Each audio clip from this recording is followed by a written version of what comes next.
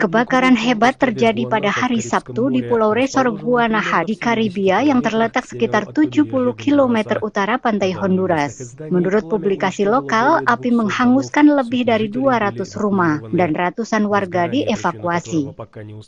Kebakaran yang belum diketahui penyebabnya itu terjadi dini hari. Api dengan cepat menjalar ke arah pantai. Rekaman saksi mata menunjukkan warga berusaha memadamkan api menggunakan ember berisi air.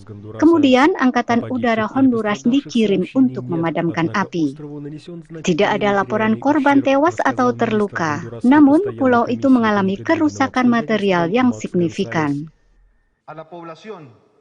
Kami beritahu penduduk setempat bahwa penyelamat dan petugas pemadam kebakaran sedang bekerja di daerah bencana. Kami tidak akan berhenti sampai api dapat dipadamkan. Pada saat yang sama, bantuan kemanusiaan akan diberikan kepada warga yang terkena dampak kebakaran.